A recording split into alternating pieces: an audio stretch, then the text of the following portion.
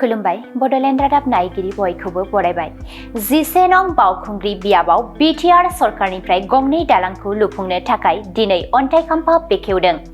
कक्राझार जिल्लानि खोला सानजा फारसे थानाय खाख्रिखला हालामनि रायजो राजाफोरा गोलाव समनिफ्रायनो गंनै दालांनि थाखाय हान्था मेलायाव जेंनाजों मोगा-मोगि जाबोनो गोनां जादोंमोन।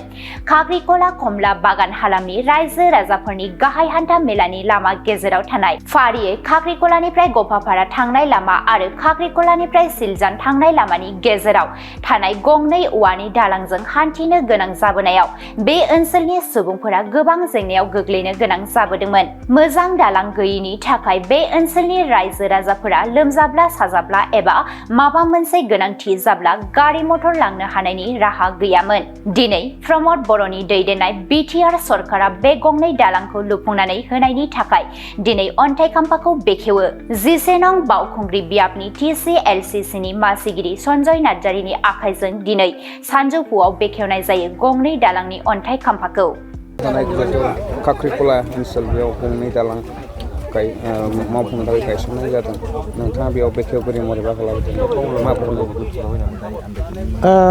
जोबोद गोजोनथाव बाथ्रा दिनै जोंनि रायजो राजाफोरनि थाखाय बे ओनसोलनि रायजो राजाफोरनि थाखाय मोनसे मोजां खबर बा गोजोनथाव हाबाफारि। जोंनि प्रमद बर' दैदेननाय UPPL सरकार बा प्रमद बर' दैदेननाय UPPL सरकारा BTRखौ जौगाखां खालामनो थाखाय गुबुन गुबुन ओनसोलाव गुबुन गुबुन बायदिसिना आसुनि लानानै जों खामानि मावबाय थादों आरो बे हिसाबै जोंनि बावखुंग्रि समस्थिया गोबां बेकवार्ड बेबायदि गोबां बिदि जेंनाफोर दङ। दिनैहाय बे बावखुंग्रि बियाबनि सिङाव थानाय जे नर्थ नायगाव BCDCनि सिङाव जे खाख्रिखला आरो गफापारा थांनाय लामा आरो खाख्रिखलानिफ्राय सिलजान थांनाय लामा बे लामानि गेजेराव मोनसे दै दङ। बेयाव गोबाव बोसोर बेयाव कालभार्ट बा दालां गैयामोन। बे ओनसोलनि रायजो राजाया गोबां खस्थ' जानो गोनां जायोमोन।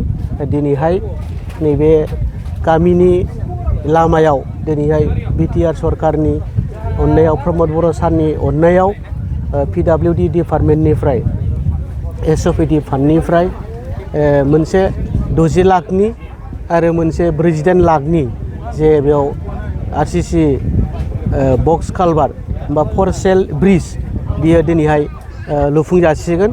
दिनै बिनिनो बेयाव जोंनि BTR सरकारनिफ्राय बा PWD डिपार्टमेन्टनिफ्राय बेखौ दिनै फाउन्डेसन बा गायसननाय हाबाफारि लादों। बेहाय आङो बाहागो लानो मोननानै खोब गोजोननाय मोनदों।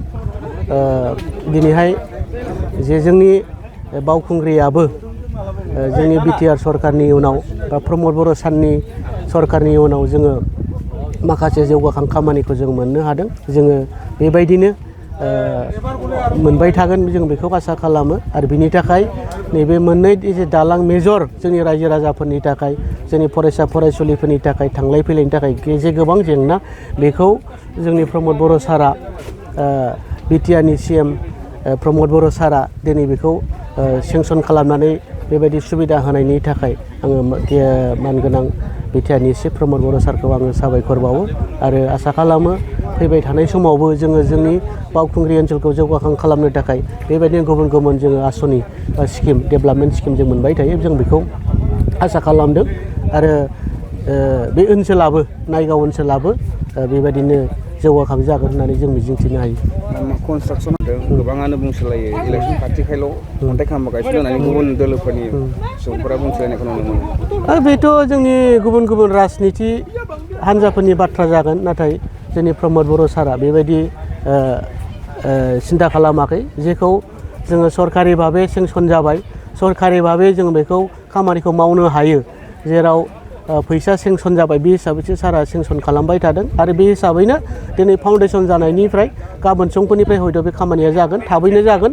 आं डिपार्टमेन्टनि इन्जिनियारफोरखौबो बुंदों बिथांमोना जाहाथे थाबैनो मावफुंनो हायो आं बेखौबो खावलायदों। उदालगुरि जिल्लानि रायजोफोरनि थाखाय मोनसे गोजोनथाव रादाब। हादरनि मोनसे मुंदांखा कम्पानि फार्स्ट क्राइआ दायो उदालगुरियावबो दंसै।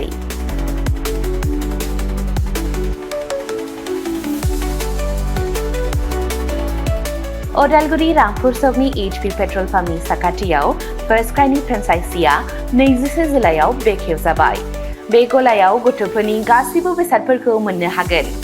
नोंथांनि खुदियानो गोनां जानाय गासिबो रोखोमनि बेसादफोरखौ बे मोनसे जायगायावनो मोननो हागोन। फार्स्ट क्राइआव गथ'फोरनि थाखाय गोबां रोखोमनि दिहुनजानाय बेसादफोर मोनो, जेरै सि जोम, गथ'फोरनि थाखाय दोरोङारि गाननाय, पार्टी वेर, एथनिक वेर आरो फर्मेल वेर।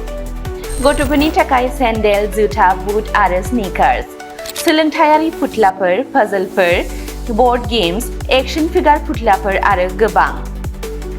आलादा बैसोनि थाखाय गोबां रोखोमनि बिजाबफोरनि मोनसे गुवार रेन्जबो दङ। बेबी केयार दिहुनथायफोर जेरै डायपार, फिडिं एक्सेसरिज, स्ट्रलार आरो गोबां। एक्सेसरिज जेरै खानायनि एक्सेसरिज, गहेना, बेग, सानग्लास, घड़ी आरो गोबां। फार्स्ट क्राइआव मोननो हानाय माखासे मुंदांखा ब्रेन्डफोरनि मादाव इन्टारनेशनेल ब्रेन्डफोरा जादों जेरै Mattel, Disney, Barbie, Gerber, Fisher Price आरो भारतारि ब्रेन्डफोरनि मादाव पंचकुल, हट व्हील्स, निउबी, हार्लिन, मेडेला, टेम्पो।